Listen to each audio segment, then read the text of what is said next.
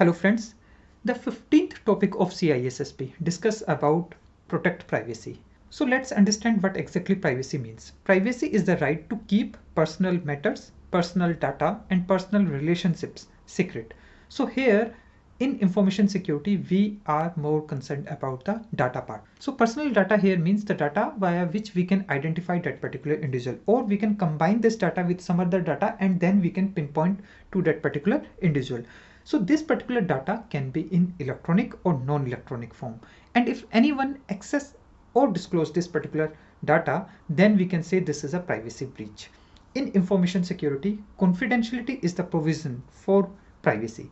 And we need to take care of the confidentiality of all the personal data we store or process in our organization, whether it is related to our customers or employees. So every company have some obligations related to privacy, and these are consent, purpose, limitation, notification, access and correction, accuracy, protection, retention, transfer limitations and openness. So whenever we are talking about any framework related to privacy, then these are the obligations which we see there, or these are the principles which will be visible there. To protect privacy, we need to understand the data management lifecycle. We collect, store, use, disclose, archive, and dispose of the data. And these are the different phases in data lifecycle. And policy, people, and processes are the layers via which we can provide proper security and privacy to the data in these different phases. And in this cyber age, customer can access portal from across the globe. So it is very important to have a proper privacy protection in place. Across the globe, we have multiple laws and regulations related to privacy. And as a security professional, we must understand these. And we can also use them as a framework for data protection in our organization. All these laws have the 9 obligations related to privacy in common. Also, there are some regulations related to cross-border privacy and data flow protection. Like in Europe, we have GDPR, General Data Protection Regulation, which is a single set of rules on data protection, valid across the EU. So GDPR helps to protect individual rights so that the collection and use of personal data is limited to minimum necessary. Also, it takes care of the right to data portability to make easily transfer personal data from one service provider to the other.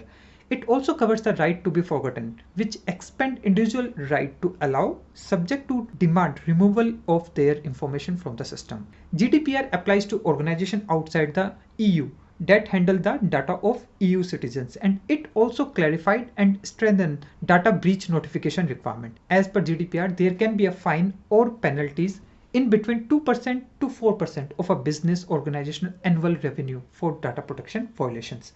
And in between US and EU, we have Safe Harbor, which is transition to Privacy Shield. So this international safe harbor privacy principles were meant to provide a level of assurance that the privacy controls of the US organization were adequate to protect the European Union citizen data as per EU data directive standards. So in 2016, the European Commission and the United States launched a new framework for transatlantic data flow, and this new arrangement is called as EU-US Privacy Shield, and this replaces the International Safe Harbor Agreement. The intent of this new agreement is also the same, that is to enable the transfer of personal data from EU citizens to US commercial organization. The agreement makes data transfer easier while giving data subject the privacy protection they expect from their own nations. Other regulation in this category is Asia Pacific Economic Cooperation cross-border privacy rules. So to build trust in the cross-border flow of personal information, the APEC CBPR system was developed by APEC Economies with input and assistance from industry and civil society. So currently there are 5 participating APEC CBPR countries. These are United States, Mexico, Japan, Canada, and Republic of Korea. So whatever the businesses that agree to participate must adopt the data privacy policies outlined in the APEC CBPR within these countries. And then we have the US data privacy laws and guidelines. In US itself, we have multiple regulation and laws related to privacy, like FCRA, Fair Credit Reporting Act, GLBA, the Gramm-Leach-Bliley Act, the Privacy Act, the Children Online Privacy Protection Act, COPPA, and the Family Educational Right Privacy Act, FERPA. So all companies in US government or private need to safeguard the PII and the PHI.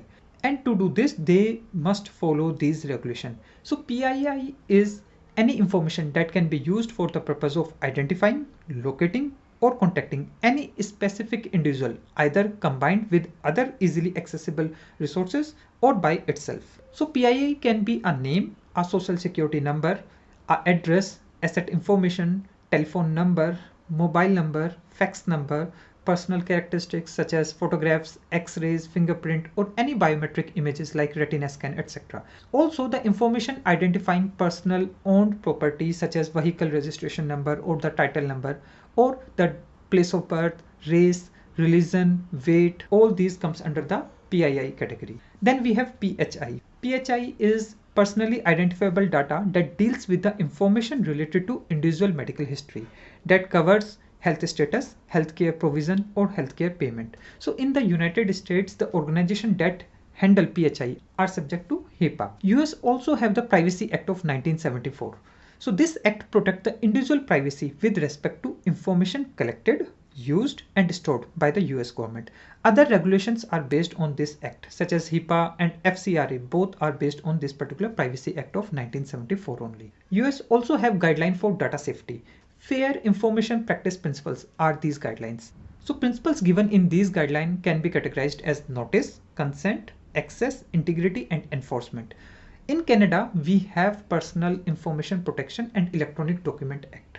So this PIPEDA applies to all the private sector organizations in Canada that are regulated and use personal information for commercial purposes. So this act does not apply to government agencies or organizations that do not engage in any commercial or profit activities.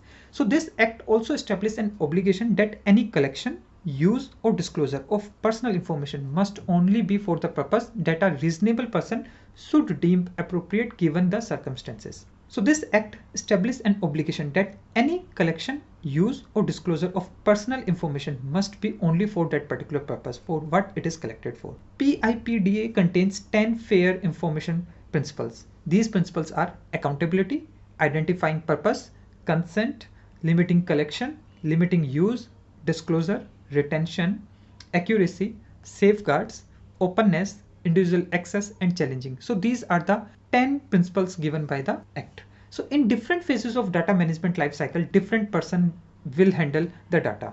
These different persons will have different roles and responsibility. And if we want to secure the data and its privacy, then we need to understand these roles and responsibilities. The roles can be data owners, data controllers, data processors, data stewards, and data custodians.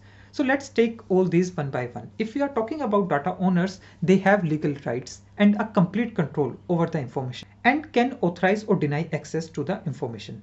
Data owner, we can say, is the person or group of individuals in an organization who are responsible and accountable for the data, and they are also held liable for any negligence in the same. Normally the top level like CEO or a designated position hold this particular role.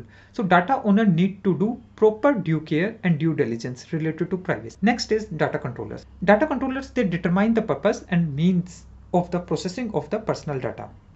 So we can say data controller should be able to demonstrate compliance with the principles of lawfulness, fairness, transparency, data minimization, accuracy, storage, limitation, and integrity, and confidentiality of personal data.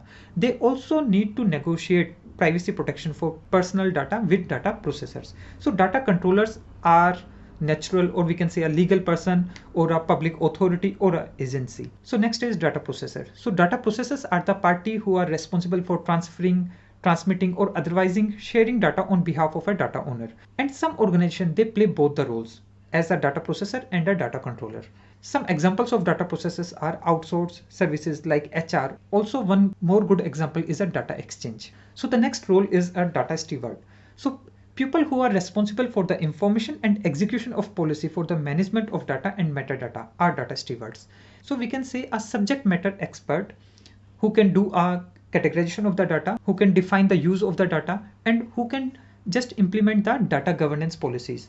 So we call them as data steward. Also, they need to manage the data quality requirement to ensure fitness of the data that is within their business area. So the next role is a data custodian. So a data custodian implement the data delivery process in partnership with the data steward. So they are technology people, means they take care of the technologies used in data management and the tools that assist data users with the secure use of the data. With this, we also need to understand about the principle of data remnants. So this concept is about the residual data that remain on the media if it is not properly disposed of, and any unauthorized viewer or person can retrieve or recover this particular data back. So this data reminiscence occur when the data destruction efforts were not sufficient enough to prevent the reconstruction of the data.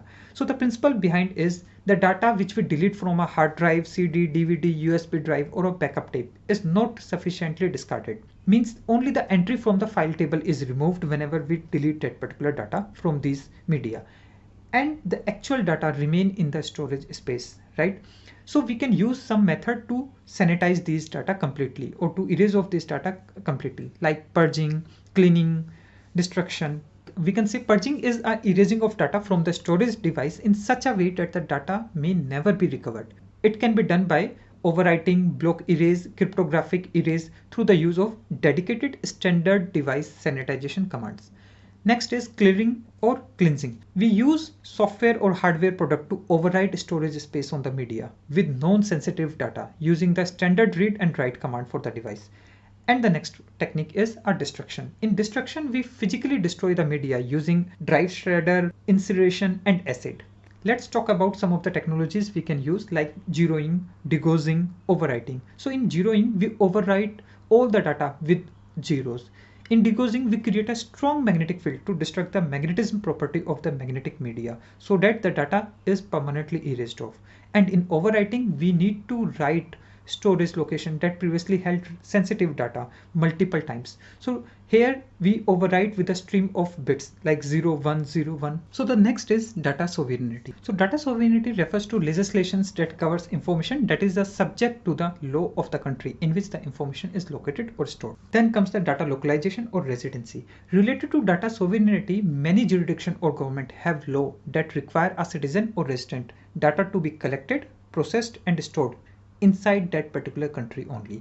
The data may still be transferred internationally, but it has to originate from the country and can be transferred only after local privacy or data protection laws are met. Some countries which have such laws and regulation for cloud provider and email services provider are China and India. They have laws and regulation because of which the cloud provider and email service provider need to have local server within those country itself. And next is the government and law enforcement access to data. So this topic of CISSP also want us to understand about the law enforcement ability to access electronic data. Some of the act in US like ECPA, Electronic Communication Privacy Act, and the Stored Communication Act, SCA, have stated that whenever any government agency provide a court order for the information, it must be provided with the information stored in that particular company. Next is the collection limitation. The privacy principle, collection limitation, is addressed in every major privacy framework. Definition of collection limitation is that a data collector should collect only the information that is necessary for the purpose. So the data subject must be able to have knowledge about or give consent for that particular data which is being collected. The purpose of the data collection, meaning how the data will be used and why the data is needed, should be disclosed. The data element to be collected should be constantly evaluated by the organization to make sure collection is limited to only relevant data and that data is maintained for as long as the data supports a legitimate business need. As a security professional, we must also understand that data can be in one of the three states: in rest, in motion, or in use. When we are saying in rest, it means the data is in storage. When we are saying it is in motion, it means the data is in the process of transfer from one place to the other place, either for storage purpose or for processing purpose. And the last one is in use. So means the data is in active state. We call it as active state because it is in an active memory, that is a RAM. And the next is data issues with emerging technologies. As technology is progressing day by day, and all these advancements also bring some new challenges or issues. So in data management also we are facing some challenges such as volume of the data, quality of the data, sharing of the data, and data accuracy. So you need to have understanding of these four issues or challenges with the emerging technologies. So this is what the CISSP CBK wants you to understand from this particular topic. With this, I just want to say thank you, friends.